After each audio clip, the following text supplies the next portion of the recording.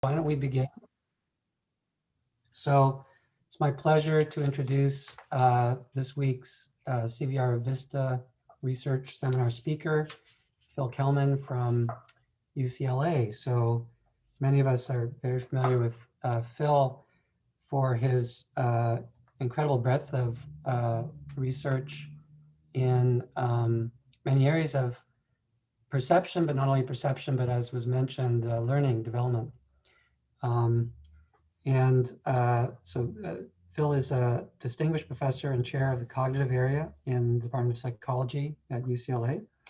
I primarily have been following Phil's work over the decades in perceptual organization and shape perception. Has been very influential on many of us in the field, but he's also leading authority on perceptual development and has written many papers and 2 books on these topics.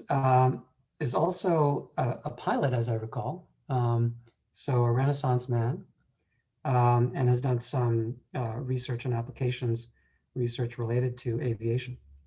Has won many awards, and is a fellow of the Association for Psychological Science and the Psychonomic Society. And today is going to talk about the visual perception of shape. I'm super excited, and welcome, Phil. Well, thank you so much. I'm going to first attempt the screen sharing trick, and we're going to hope this works. Portion of screen share. Oh, all right. So may I start with a short quiz? What are people seeing? Just the slide? Yes. Yes, perfect. Yeah. Thanks to Irit's expertise, because she taught me a couple of things. Anyway, it's really a pleasure to be here. Thank you for that very kind introduction, James. The Center for Vision Research has always been impressive to me, and I wish I could visit in person. There's so much good work that's come out of there. And there's some nice UCLA connections. A blast from the past, I don't know if any of you will know, is Steve Nisinowitz at UCLA has roots back there. He's in our ophthalmology here. More recently, Nick Baker finished in our lab a little more than a year ago, and has been thrilled to be there working with James. And Kevin Landy is a UCLA product. So I like this crosstalk, and I think it's really good for all. I'd like to talk today about perception of shape. It's a big topic. I will show some collaborators at the end, but one stands out. Literally everything I'm going to talk about today has been done collaboratively with Nick, which has several implications. One is, if you think of a really perplexing question, a real stumper, ask him. And otherwise, I just wanted to mention that it's been terrific to work with Nick, and we'll see if we've made some progress on some of these hard problems. So shape is everywhere. It's easy to see, even from very rudimentary information. It's likely that we have specialized mechanisms in biological vision for seeing shape, and we're going to have some contrast today with artificial systems to highlight that point. Shape is really amazing in that an elephant, by context, by function, by size, wouldn't fit in the palm of your hand, wouldn't be made of glass, and yet we very easily see an elephant in a glass ornament. In cognitive development, shape is a key to the primary key to early word learning. And in many different areas of thought, action, and functioning, shape is a primary driver. And that's another contrast we're going to see with artificial intelligence efforts, that the brittleness of doing one task might be successful, but won't have the representations that you need to do lots of things as we do with shape. Just a quick teaser to get some color into the talk here. It's hard from surface features to know what kind of object we're looking for. Shape tends to predominate, and we'll see a couple more reasons to believe that. I'm going to address three issues today: abstraction in shape perception and representation, shape in machine versus human object recognition, and then this complicated one at the end, modeling contour shape perception / the transition from subsymbolic to symbolic coding in vision. And this is a very big problem here at the end that I think vision scientists should enjoy because it's got a lot of opportunity, and maybe should be threatened by because it's very challenging. And I'd love to get people's input into that. It's one of my drivers and motivators for doing this kind of work, because I think this work is beginning to speak to some of that. These topics are not random. They will fit together, hopefully at the end, depending on my use of time. So let's talk about abstraction in shape perception and representation. So it's absolutely classic and well known to you all that the Gestalt psychologists highlighted shape as kind of the core, the key of what perception is really about. And they used examples showing that you can get the same shape from many different elements, and that efforts, old and new, to think of perception as coming from elements of sensation and adding them up, those simply don't work. Shape is something different. It's about relations. And the Gestalt psychologists, we bless them, we honor them, but we ought to mention that they were awfully good at showing us a really great problem and really not that great at telling us the solution. So these issues remain with us. Abstraction in shape, despite our classic demonstrations, is a complicated notion. And I want to mention it's been very much in the forefront of some discussions in cognitive psychology. Larry Barcelow in particular has argued his perceptual symbol systems hypothesis that abstraction doesn't really exist, that everything that we think might be abstract is the rerunning of sensory records that we store. I think there's some issues with that, but Barcelow has been remarkably articulate in saying that abstraction has multiple meanings in cognitive science. It's kind of a mess. So I want to just comment that in shape perception, the abstraction I'll be talking about includes representing relations, often compression, giving a more economical representation, and sometimes adding information or making information explicit. And there's a little bit more of a discussion of this on a JEP general paper that's very recent that you'll see cited here, and I'm happy to share that with you. But just as an example of the last one, the fact that we see shape in this pattern made of dots, and that it seems to have the same shape in some ways as this smaller, more continuously bounded form, suggests that our representation is adding something as well as doing some compression. Well, the Gestalt demonstrations are compelling, but there's actually been surprisingly little psychophysical work showing the existence of abstract shape representations or telling us much about them. So I want to start with that. I want to demonstrate psychophysically the existence of abstract representations, study the time course, and distinguish these from early encoding of sensory features. And as I mentioned, this project and the rest of what I'll talk about is collaborative with Nick Baker. So we've been fascinated by dot patterns. It seems a very commonplace thing that we see shape from dot patterns, but actually, when you think about it, it's kind of remarkable. There aren't any curved contours in this stimulus. There aren't any continuous edges. We might think about laying, oriented contrast filters on top of some of this, and maybe we could get some pieces of a boundary here. But it's actually not in the stimulus, and the lovely, smoothly bounded shape with maybe one little sharp corner in it is something your brain is putting together. So we've been interested in how to, get a handle at how to do something interesting with perceiving dots and shapes in them. And we've had some fun with it. So one of the questions we decided to ask is, if shape has to be computed, if it's not something that's really in the stimulus, then this computation should require some processing time. So we addressed that in the following way. We're going to do an experiment. We'll show a dot pattern, and then we'll mask the pattern, and then we'll show another display. And the subject's task is to say whether the second one matches the first in shape, irrespective of 2D transformation. So this is our way of getting at shape per se. We're not particularly interested in positions of dots. I will show you some data later about whether or not people know anything about positions of dots.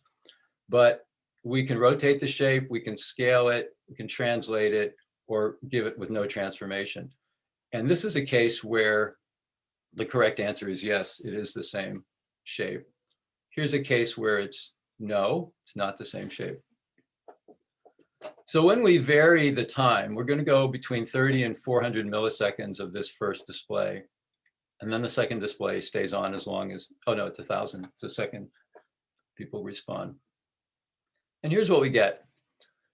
We see a rather steep rise, and then at around 110 milliseconds, it levels off. So various ways to partition this curve. This is probably the maximum negative second derivative that we use to segment this curve. And it looks like there's a steeply increasing part and then a pretty flat part.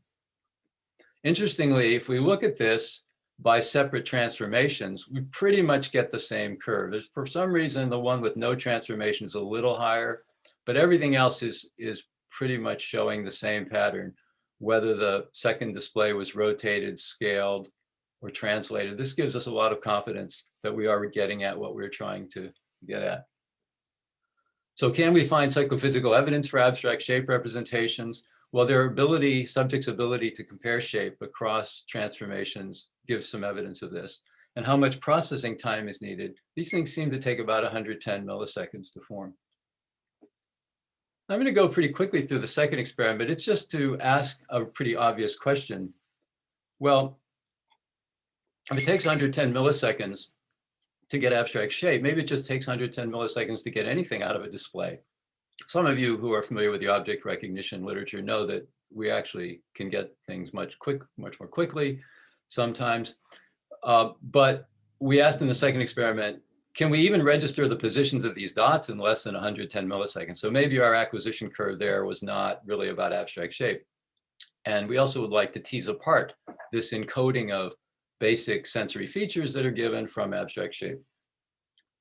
So here's the experiment, and we're going to leverage the apparent motion system here. And there's a lot more that could be said about this experiment, about why it's really hard to find when we first register basic sensory features.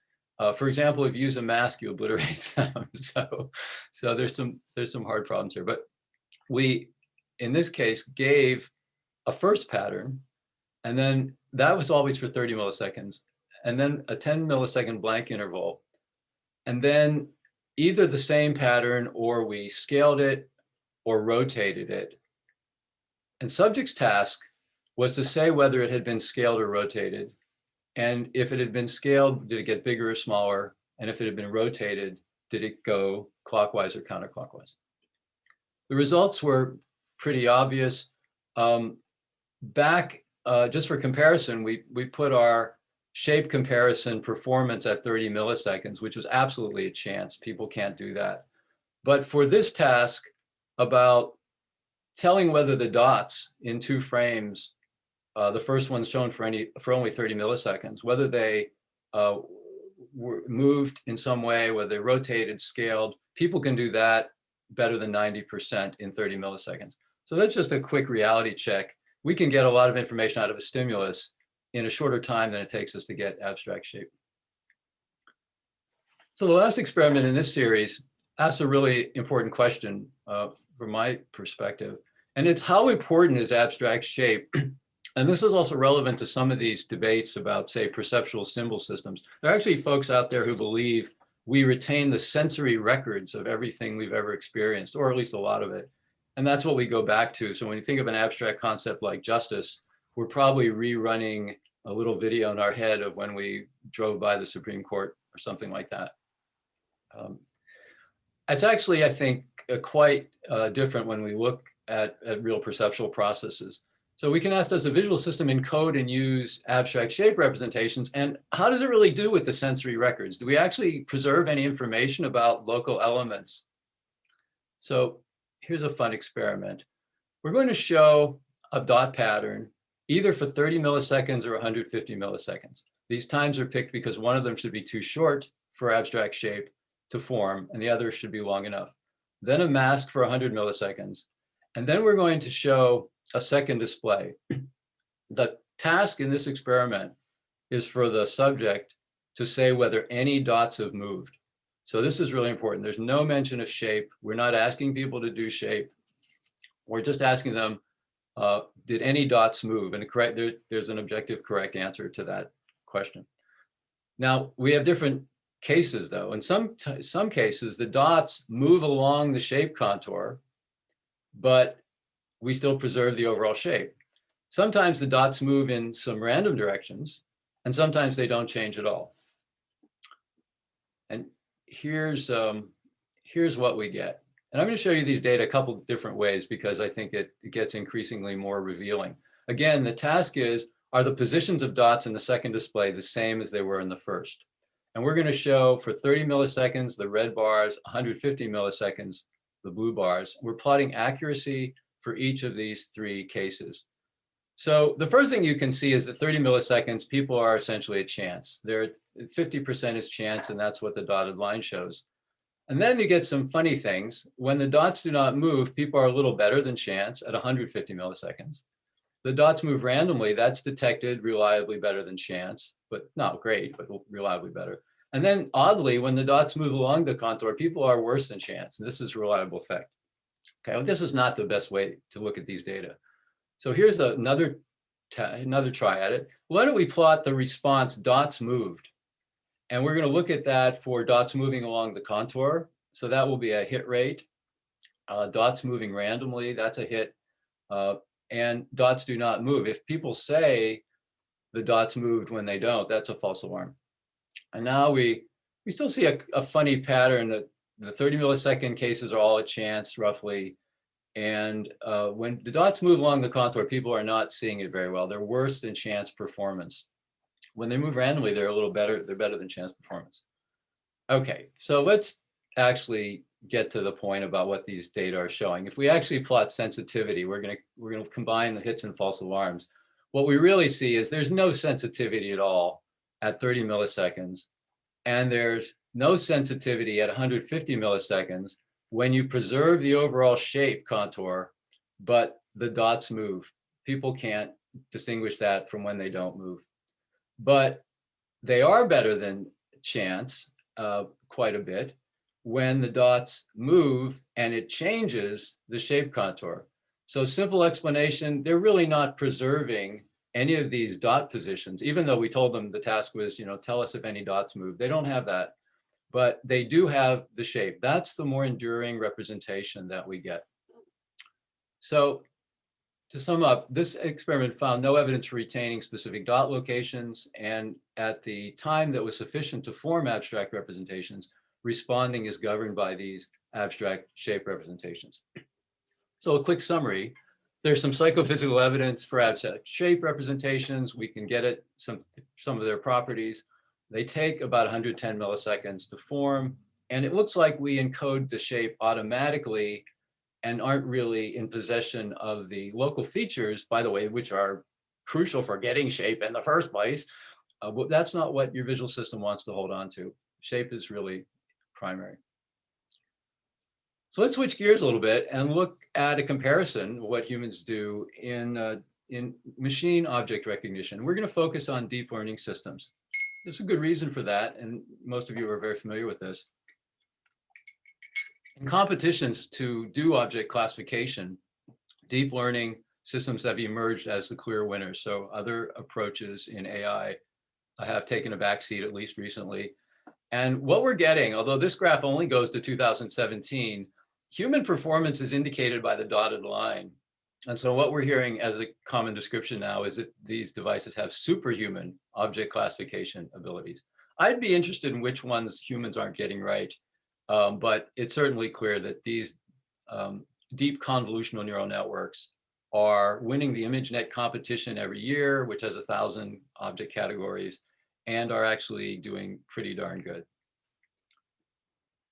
This has excited a lot of people in biological vision, and there have been a number of similarities reported between deep learning systems and human perception. The structural similarity, DCNNs have small receptive fields early, and then increasingly large ones at later layers. similar to the receptive field expansion from V1 to IT. There's some similarity in some cell populations in V4 to the responses at certain layers of these deep learning networks. And there's been some behavioral similarities. There's a correlation between network activity in some of these networks and object memorability and similarity.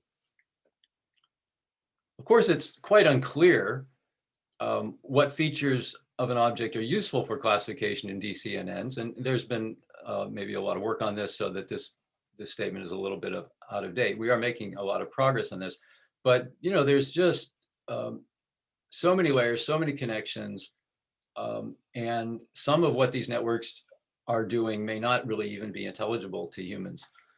Nevertheless, we're going to be able to make some interesting comparisons, I think. For humans, shape is, as I've mentioned, the most important cue for object recognition. Cues like context don't really keep you from seeing a bear, even if it's in the lobby of your bank. Surface texture, we can somehow see shape from outlines. And even local curvature. So this is a pretty odd bear in some ways. It's made of straight lines mostly, but still looks like a bear. So what role does shape play in classification of objects for deep convolutional networks? We approach this in a number of ways, but mainly a key to the approach has been to use displays that retain object shape, but remove or reduce other information. So in a first experiment, there's a whole bunch of experiments, but I've pared it down to keep you from getting bored and fit in the time. But we looked at two networks, VGG19 and AlexNet. AlexNet is apparently one of the classic ones that turn the tables on object recognition success. And VGG19 was a little more advanced version. We want to make sure that what we're looking at is not really specific to one network. In some later work, we also have used ResNet networks. This is something I wanted to do for a long time, which is to see if these networks could classify glass figurines. I think they're beautiful, they're fun, and we do awfully well with them. Here's a first pass at some results with glass objects. So we found quite a number of these glass objects. We're showing here whether the correct label of the network was in the top 5 responses. And that's typically the way these are scored in competition. So you can see that for most of these objects, the network did not have the correct label in the top 5. The average probability assigned to the correct object label was 0.00365. And as I mentioned, there are 1,000 categories. So the 0.1% or 0.001 would be chance performance. So we're kind of around there. For 8 of 10 objects, the network actually assigned a probability less than chance to the correct answer. And here's some fun examples. I think you can see a goose here, but the network thought this was a website with 10% likelihood, or a corkscrew or a hook. The rabbit is less than chance, but this might be a goblet or a piggy bank or a quill. And the fox is just not on the map for the deep networks, but it could be a chain. So obviously deep networks are doing something a little different from what we're doing. This experiment is not deeply conclusive about shape. Networks can use whatever you've given them to use. They might use texture, they might use individual features, but it's pretty obvious there's not a strong representation of the kind of shape information that we're using, even in this sort of experiment. Well, let's probe it further, because I think we get a very interesting story. And one thing we're going to get out of this is not simply saying human good, network bad. We're going to find out that we're going to challenge ourselves to think a little bit about what we mean by shape. So that's a kind of preview. There is some other work that suggests that these deep networks do a little better if you give them silhouettes. So we're going to get rid of surface information, or at least standard, homogenize it. So we asked, can the network recognize silhouettes? And we had a number of these stimuli. We're showing 10, but I think there were 40 here. And this is a representative group. So the green check marks show cases where the network got it right in the top 5 choices. And the red X's are cases where it did not. Actually, overall, the network got 15 of 40 images correct, and it had the label in the top 5 choices. So we can ask this question, showing the data just a little differently, where we're just putting green or red boxes. We can sort of say the glass is half full here. Sometimes it gets it with silhouettes. That's better than glass. It's better if you swap surface textures for different shapes and keep the contours and so forth, which we've done in other experiments. So some of these are in the top 5 choices. Some of them are quite highly weighted. Camel is 72%. But maybe the glass is half empty as well, because a lot of these aren't doing very well. The bear is fairly poor.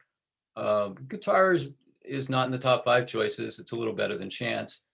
The lion is worse than chance, and so forth. So is the network using shape or is it not? Let's look at a couple of instructive cases. This is a bear with some straight lines substituted for some of its contours. Network doesn't see much bear in that. Might be a warplane, a stretcher, or a cradle. It's a clue here that these are all artifacts down here with the straight lines. Here's another instructive case, porcupine. Well, it's better than chance, but not much better. The network really thinks this is a bald eagle or a vulture or an ostrich. And this suggests to us that it's using some of the local features, the fine quills here. Maybe they're like feathers in some of the images that the network was trained on. Well, this brings us to a hypothesis. Deep networks may have sensitivity to certain local contour features, but not to an object's overall shape. So in other words, there might be kind of a global shape idea, and there might also be local shape features. So we tested this idea, and we tested it only on silhouette objects that the network had accurately classified in experiment 2. And we're going to do this with 2 interesting sets of objects. The original images, and these were all accurately classified, there's that camel, for example, they were scrambled. So to get rid of global shape, but keep local parts, we scrambled these objects. And actually, we have human data. I'm not going to show it to you. It's all quite obvious in what you'd think. Humans get a little bit messed up by this. They don't get a lot of these objects correct, and their confidence is much lower. So we scrambled these shape parts. That's one thing we're going to test with the networks. Now, the other manipulation is actually pretty subtle. We're going to go in here and just put little sawtooth perturbations around the edges of these objects. And the scale is about right here. So these are, you can see, very subtle. This is a fairly subtle manipulation. There's very little about this that would keep you from seeing a camel here or a hammer or a microphone. It's a pretty small manipulation. So here's the overall design. And here's what happens. Let me start with this one. So for the globally scrambled, the network is unperturbed primarily. This one that it missed, it said coat was the correct answer, but it actually said sweater or something. It wasn't even far off. But the rest of these, the network just successfully picks them out in its top 5 choices, despite you having a very broken violin here and quite a scrambled warplane. I don't think humans were able to get this one. The camel is, I don't know, looks biological, but I don't know quite what it would be. The network doesn't care much. It looks like it's using local features and doesn't have much of a concern about global shape. And the probabilities that come out of this aren't disturbed too much. Now let's look at the local disruption. We've got X's across the board. Just this little sawtooth perturbation around the edge is enough to keep the network from accurately classifying any of these objects. Give you a little flavor of that. The camel, it goes down to 0.05%, the hammer 0.13%, and so forth. So this is fairly revealing. Scrambling global relations had little effect. The network still classified, and I say in quotes, successfully, because we wouldn't see those scrambled objects as being quite those objects. If it has a distinguishing feature like the violin, we might still say, yeah, I think I'm seeing some violin parts, but we wouldn't really call that a violin. And the network doesn't have these distinctions, so I don't mean to impose nuances on the network, but I would just say that for the object classification these trained networks do, this didn't affect the outcome. On the other hand, retaining the global relations, but adding the small perturbations along the edges totally eliminated accurate classification from the network. These are the opposite of the human data. Human data are what you'd expect. The sawtooth edges don't bother people, and the global disruptions do. So far, we've been using trained networks and then showing them these examples. That's important because we want to know what trained networks are doing. These are the networks that are winning in object classification contests. What if we trained a network to do a task? One thing we're going to do is transfer learning. So we're going to use the trained network, but we're going to teach it to do a new task with additional training. Now, as some of you know, this can be done in an unrestricted way and a restricted way. So let me try to illustrate that. In restricted training, what we're going to call restricted training, we're going to use this penultimate layer, the next to last layer, just before the output. And the reason is, and I don't know which network I'm talking about, VGD19 probably, this layer of 4,096 nodes, in some sense, contains all the information gotten from training. It's the last layer is fully connected to the outputs, and any response the network can make is in some way a combination of these nodes. So that's what the network, it doesn't have to be a linear combination, but it's a combination of those. So what we're going to do in training here is we're going to teach it a new classification, and we're going to allow these weights to change in learning, and we're going to train till they stabilize. But that's restricted transfer learning. You can also do unrestricted, and we've also done that. Everything I'm going to say applies to both, where you let all of the layers, all the network connections vary in training and wait till they stabilize. Again, though, we are starting with trained networks that do object classification. Here's an example of our training stimuli. What we're going to try to do is train the networks to distinguish squares from circles. I used 8,000 circles and 8,000 squares, differing in size and position and so forth. And the network gets to 99% after training. The key question is, what did the network learn? We're going to do kind of a classic Gestalt-y thing here. The whole is different from the sum of the parts. So here are a couple of squares that we probed the network with after training. This is a square made of little circular elements. And this one too, these are two different scales. Here's a circle made of little corner elements. So what is the network responses? The network responds to the squares made of little circular elements as circle, and to the circle made of square elements, square. Now, just to be fair, the network doesn't know what we're trying to ask, and it is perfectly allowed to use anything in its training to do a response. And there are some square-like things in the circle made of corner elements. What we're simply trying to ask is, where does the network go if you have a global shape and you have local elements? And it's very clear-cut that the network is going to base the response on the local elements. So a more heroic effort. Let's try to be true Gestalt teachers for the network. We're going to train this network, and we're going to give it squares and circles made of a bunch of different elements. So this is a circle, and this is a circle, and this is a square. We're going to do orientation changes. We're going to do size and elements. We train that till the network stabilizes, and we test again. Now it's a little better. 75% of the shapes are classified by global configuration rather than local elements. We could have stopped there and said, look, they can do this. But you know, a lot of this research was driven by some intuitions about what you get out of the convolution operations that are at the bottom of these networks and what you might not be able to get. And although we don't have mathematical proofs of that, that would be a really cool goal, by the way. So let us know if you want to help with that, or just go off and do a proof. But we're still not sure the network is really processing global shapes. So we probed it a little further. And these are a little bit hard to see, but we did some scrambling.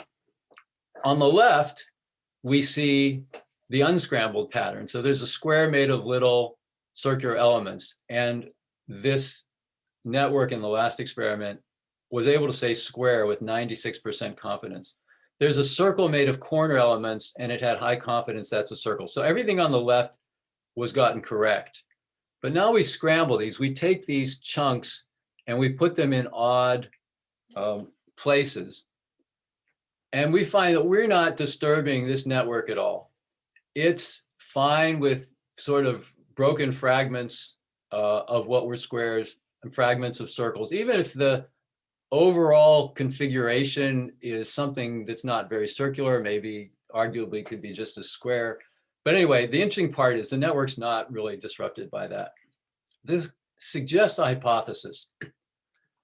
It looks to us that DCNNs can filter over local contour features, even large ones, but they're not representing the global configuration of a shape. So when we see these fragments, this is a trained network that's looked at different clusters that can make up the squares and circles that we had shown. And it looks like the network has come to take some bigger chunks and get something that's kind of curved locally or straight, but over a larger area of the stimulus. Now, normally it's said that DCNNs do not evolve large filters because they're not that useful, but we think they were upweighted with the training in experiment 3 that we gave them. So is there one more step to evaluate this hypothesis? We think so.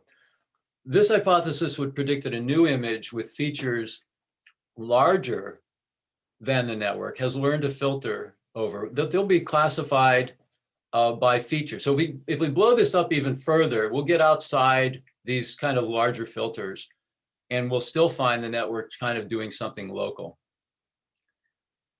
So this is what we tested. We made the stimulus larger, and now we can see with pretty high confidence, the network says this is a square.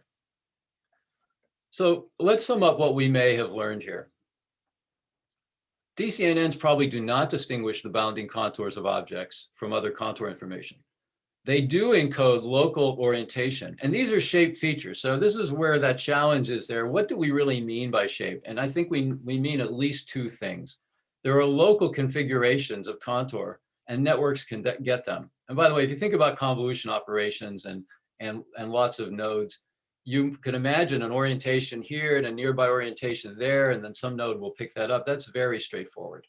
Not to say that our imagination can tell us everything that these devices are doing. They're fascinating devices, and one of the continuing sources of wonder here is these networks might figure out stuff that we don't even understand how they're doing it, or even relations that we're not even thinking about. However, it looks like, to the extent of these tests, DCNNs trained for object classification do not access global shape. And so there is some idea of shape about the overall relations of parts, and the networks don't seem to have much of that. And this is a subset of the experiments we've done, so we're fairly confident in that conclusion. All right, let's transition to the third part. Humans take shape very seriously. Certain artificial devices in deep learning seem to lack this. I want to suggest to you that biological vision systems have invested a great deal of evolution, of circuitry, to perform specialized operations. I'm going to summarize some of this at the end, but let me just off the cuff say, we separate figure from ground. We give shape descriptions to the bounding contours of objects. Those shape descriptions are abstract. They're not tied to the specific elements used to create the shape. So this is what I've tried to show you in the first two parts. It looks like deep learning systems don't do that. And it might be, I have to say this is a conjecture, but it might be that it's because they can't. Now, we don't have a proof of that, but it looks like you might want to build in some early coding of relations and then unleash the power of learning to really get something closer to the performance that we do. So humans have evolved symbolic representations that are abstract, that are based on relations, that discard local elements, and deep learning networks are very much tied to local elements. It can smooth them, it can average them, it can do lots of things with them, but there may be some fundamental lacking things, and this may account for the reason there's dedicated circuitry in the human brain for this. So I want to tie this to what I think is a really big issue in vision science. the transition from subsymbolic to symbolic coding in vision. Now, I can't see all of your hands, but let me ask for a show of hands. How many understand right now what I might be meaning by that? Okay, I don't know if this is our own view of the world, but I think it's an important issue that affects a lot of the work that we do. And I'm so glad to see Laura's hand up. So we're also going to look at this in 2D contour shape, which we think is an important topic in its own right. But what I hope to show you is at least a bit of an example or existence proof of how this bridge between subsymbolic and symbolic coding might go in vision, how it might be attainable. So I haven't told you yet what it is. There is a well-accepted story based on a lot of great science that our early cortical processing of form and lots of other things is based on local oriented contrast detectors. So at any point, we've got detectors of similar orientation and different scales, and also detectors at any one scale of different orientations. And then a miracle happens and we can see the shape of something. So those stories aren't completely worked out. I'm not going to work them all out either, but we're all assuming that out of these population codes come things like the very fine orientation discrimination we can do, and that these are inputs to shape. However, the response of a large population of detectors is not shape. So the question of subsymbolic to symbolic coding is the question of how we get from activations of populations of local oriented contrast detectors to more symbolic and abstract representations of contours, objects, and shape. Now you may notice I skipped over the parentheses, so I want to emphasize this point. Contrast detectors may be said to be grabbing properties of the light. Now I understand contrast is a relational property, but it's still a property of light energy. And the interesting part about perception is from that, we somehow get to representations of the material world, objects, contours, shape, the arrangements of things. Most work in vision science, I would venture, operates on one side or the other of this divide. And that's because this is a really hard problem and mostly an unsolved problem. In other words, people either study the transduction of energy into these kinds of filters and their activity and their characteristics, or they assume we get all that we need and can apply pretty much all of mathematics to doing higher level vision, computing things. So the question is, how does it really work in a biological system? When people fit a fourth order polynomial to some segments, is that something the brain really does? Or what gets us to the point, if we do things like that, how do we get past, these 10,000 oriented units that just fired? There's some more foundation for this that I want to put forward. I don't know that the subsymbolic-symbolic distinction is unassailable philosophically. I think there's a lot of discussion here, but I want to just list a few properties that tell us there are two different kinds of things going on. The subsymbolic activations are local and have to do with oriented contrast. Symbolic encoding is often more global, things like the shape of an object. The subsymbolic activations intriguingly fluctuate when you move your eyes, your head. They change when illumination changes.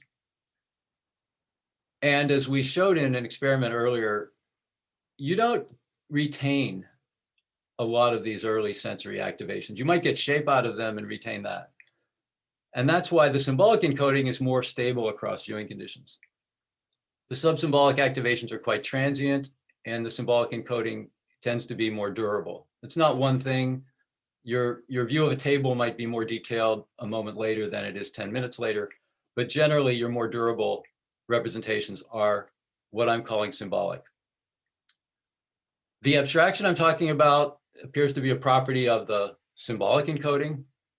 And honestly, what I think a lot of this comes down to is, again, the initial activations of these detectors. And by the way, I don't mean to dishonor these detectors.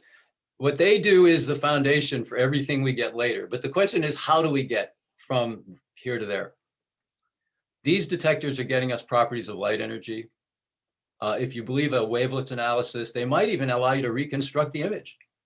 They're bringing this information into your brain. But the question is, how do we get from that to representing material properties of objects and shapes and arrangements? Okay, so in this part of the talk, which must now become fairly brief, but hopefully we'll have enough time for it, we want to suggest an example of how this bridge works. We've been working for some time on the idea that the visual system represents contour shape in terms of constant curvature segments. I want to present a little bit of that experimental evidence to you, and then describe the basics of a neurally plausible model, which builds on some successful computational models we have of how to get these constant curvature descriptors. And I believe that we can actually go from oriented contrast detectors to this description and get to the first step where we have symbolic tokens. And so that's why I think this is an existence proof of how things might work. So what is this proposal? The visual system represents contour shape in terms of constant curvature segments. Here are some examples. On the left, a form. There's actually 10,000 unique curvatures in this. We can approximate this with a computational model we have with 22 segments, 19 segments, 10 segments. You can see as you go from left to right, the fidelity decreases. But actually on the left one, it's pretty good. And what we're really going to argue is that at some level of fidelity, you do this representation, and your representation of what you just saw is that constant curvature representation. So we don't get the stimulus, we get a representation of the stimulus. Now here's a little bit of evidence about constant curvature, and then we'll return to how we might model this. The path detection paradigm is familiar to a lot of you. It's a classic set of results and a nice paradigm from Fieldhays and Hess 93. So here's a string of Gabors in a certain orientation and position relationships. We show often in two interval force choice patterns which have noise elements, and one of the two will have a path, and people say which one had the path. So here's that path here. We're going to look at the path detection paradigm to see if there's an advantage for constant curvature paths. Now, what do we know about the relations that facilitate path detection? Well, Fieldhays and Hess called this the association field. In modal and amodal completion, which has a relationship, we believe, to the path paradigm, but it hasn't been well articulated. It's something we're trying to connect. Stay tuned on that. But contour relatability is a set of geometric relations that seems to govern modal and amodal completion, at least in the cases where we get clear contour interpolation that you can show experimentally. And these are the same, and Field and Hess and Hayes and so forth, and we have acknowledged, we're talking about the same geometries. For today, what I'm trying to emphasize is that these are all pairwise dependencies of edge fragments. And apart from some work on closure in the path paradigm, most of the accounts of what matters are pairwise. So what I want to point out here is if there is an advantage to constant curvature paths, it's going to require at least 3 units. It's going to require more than a pair, 2 pairs at least. Now, there was some nice early work by Pettit that suggested there is no benefit of constant curvature.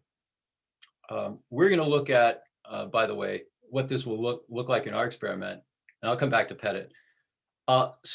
Same polarity targets are all going in the same direction. These are alternating polarity. And so we're going to look at whether there's an advantage for same polarity targets. So far, that doesn't quite get you constant curvature, but let me show you the paradigm and the results.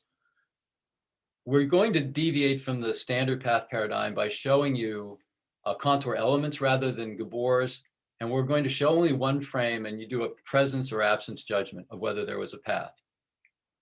So the first result I want to show you is there's a clear advantage for same polarity elements. This already tells you there's something beyond pairwise relations that matter. The darker gray bars are the alternating polarity. We're plotting D prime against several different angular relations. And for those of you interested in whether this should be dropping off with angle, it kind of does until the last one, the 60s, and the number of elements. These almost get to be a global, they almost get to be a global formation, and that's probably why this one jumps up a little bit, but it's not a huge effect in any case. All right, so let's get right to the constant curvature, because so far we're only doing curvature polarity. Pettit argued on the basis of these very difficult to see displays, my fault, not Pettit's, that the constant curvature ones you see from 10 to 15 in the labels were not better than the one in 16, which is the average, has the same average overall curvature. So this is a non-constant curvature, but constant curvature polarity. Things are bending in one direction. And here's the data from several observers. So I didn't find a difference. There's a problem in that approach in that using a standard path detection paradigm, you don't need to see all the elements of the path. So we designed the experiment a little differently. We're going to use 4 segments, and the upper left and the bottom right have constant curvature over the 4 elements, but one has a higher curvature than the other. The other 2 elements have 2 pairs with 2 different curvatures. So the upper right it kind of has low curvature for the first 2 elements and then higher for the last 2.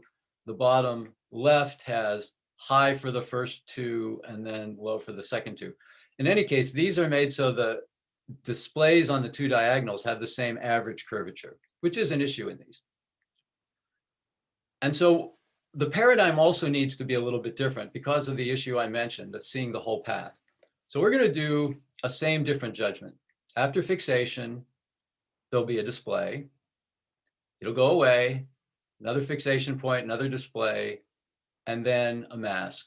And people are asked, do the 2 displays contain the same path?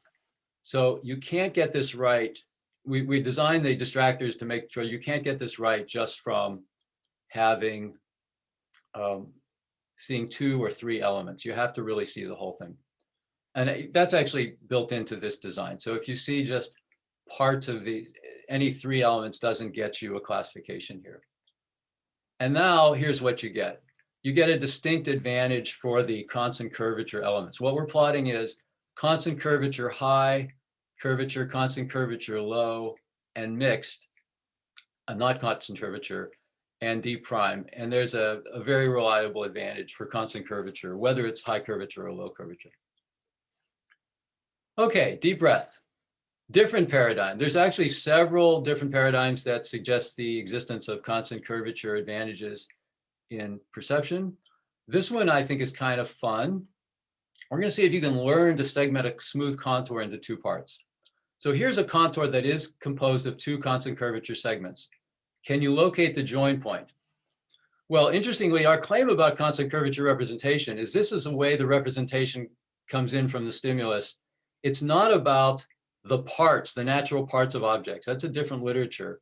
So we're not saying that you naturally see a boundary here. It's that your visual system has encoded these for simplicity as constant curvature parts. So this is one object, but we think in a learning experiment, you might be able to access this. So here's what happens. A stimulus appears, the subjects adjust the point along here to find 2 parts, and then they are given feedback on how far their selection differs from the true breakpoint. The actual curves were black and white segments on gray, but we're showing them as black and red here. We had 2 conditions. In one condition, the smooth curve was always made of 2 constant curvature parts. And the other, we use Euler spirals. So this is constantly changing curvature. And you can make a smooth segment that's made of 2 different Euler spirals. And it's actually been argued by some that Euler spirals could be the basis of shapes of interpolated contours. So we thought this was a fair control. Here are some stimuli with the correct segmentations marked, each one breaking in the top row into 2 constant curvature pieces. The second row, the points mark the difference of 2 Euler spirals. Now we did learning with feedback to a demanding criterion of 10 consecutive trials with an error less than 10 units. Maximum 256 trials. And the rationale is if the constant curvature segments are in the shape representation, they may be discoverable with learning and feedback. And here's what we get overall. The trials completed were much fewer in the constant curvature condition. And one thing you can see is the Euler spiral, there's no error bar. Everybody went 256 trials, they never learned a criterion. Put the data a different way. All the green dots are people, individual subjects in the constant curvature condition. They mostly reach criterion. This is a number of trials along the x-axis, and DNRC means did not reach criterion. There were some who did not reach the criterion in the constant curvature condition, but their error magnitudes, that's what we're plotting on the y-axis, sorry. Their error magnitudes tended to be much lower anyway, whereas in the Euler spiral condition, nobody ever reached criterion and they were higher. So the criterion is really of no special importance. It's arbitrary. We chose it before the experiment, but there is nevertheless quite a bifurcation. It looks like it's relatively natural to learn to segment based on constant curvature, but not on Euler spirals. Okay, so that's a snapshot of some of the evidence. How might the visual system attain constant curvature representations?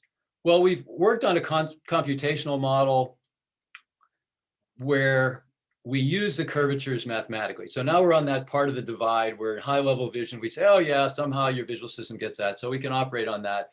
Get these local, but in a neural model, we could do this first step of getting the local edge orientations with oriented filters. And that's where I'm going to take us.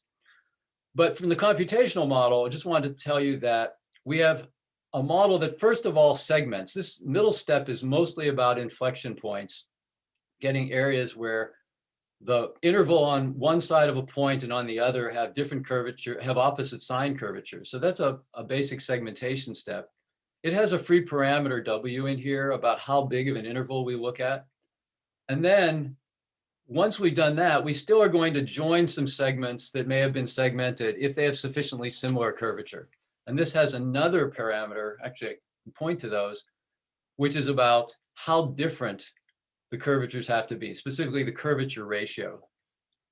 So what's really interesting in recent work is that we've been able to specify the parameters of this model. We had thought originally this might vary with task and with scrutiny, but at least in a range of tasks, it doesn't vary much. How specific, how many segments you get and how finely you break this up is what these parameters end up governing. And just to give you a flavor of how we fixed these two parameters in a series of psychophysical experiments, here's an example of one. You simply show the subject two segments and say, or two open curves, and say which of these is more complex. It seems pretty subjective and everything, but there is a method to the madness. This one has a curvature ratio of 1.03 to 1. It's not very different. This one has, actually, I think I have a better slide for this. Okay, so here's a pair where there's actually a big difference, 80% difference in curvature. Here's a 30% difference. The task gets harder. We get very orderly data. So even though it's a very subjective task, we find that people below a certain curvature ratio are pretty hopeless at this. And then it levels off quite nicely. So we set in our model about a 1.118 to 1 curvature ratio.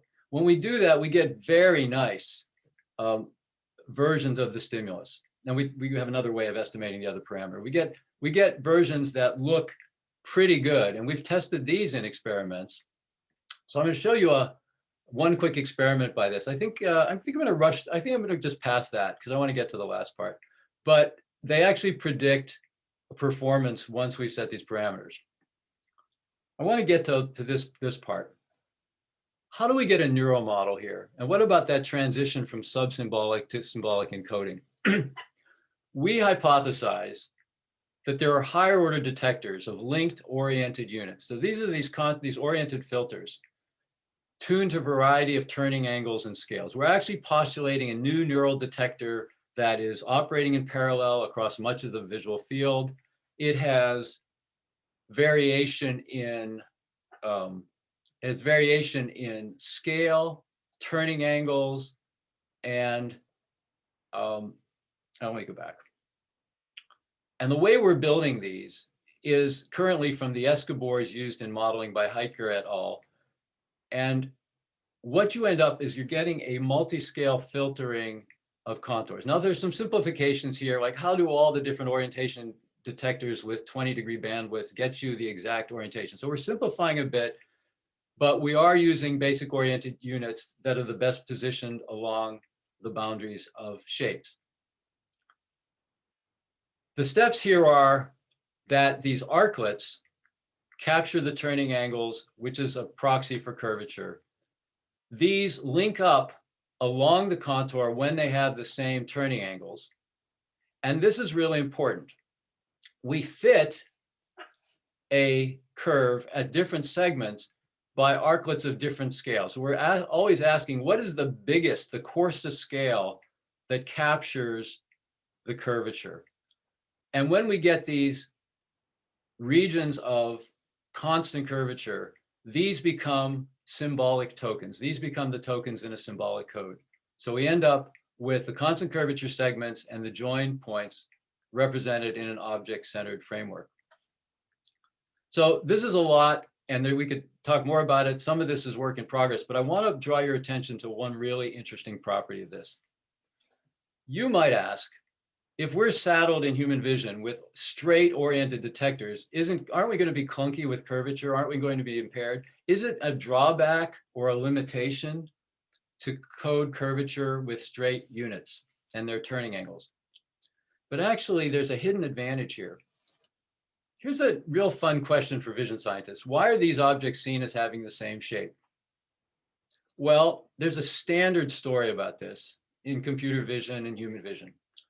The mathematical curvatures are actually different at corresponding points of these. The radius of curvature is different because you've scaled the whole thing. But we can normalize. We can determine, for example, the ratios of the longest axes of these two shapes. We can use that as a scale factor. We can normalize all the mathematical curvatures, and we'll see that they're the same. We want to suggest that the arclet scheme of multi-scale filtering with oriented units has a hidden advantage here, that we can get scale invariance for free. We don't have to compute it with normalization. And this diagram, I hope, will show that. So here's a large ellipse and here's a small ellipse. They fit at a coarser frequency, the lower spatial frequency units for A is going to be the same as the fit at some high spatial frequency. So what we're going to try to do is see what's the biggest arclet set that can fit parts of this curve and still be under some threshold of goodness of fit, or above some threshold of goodness of fit. And when we do that, we can find that in multi-scale filtering, a bigger fit with the same turn angle for a bigger shape is the same fit as a finer filter fit for a smaller one. So these two arclets, the code ends up that for this part of the ellipse, these arclet units have a turn angle of theta. Their scale is 3K, and there's 3 of them. So the number of units at that scale gives you the extent of the curve for that piece of the contour.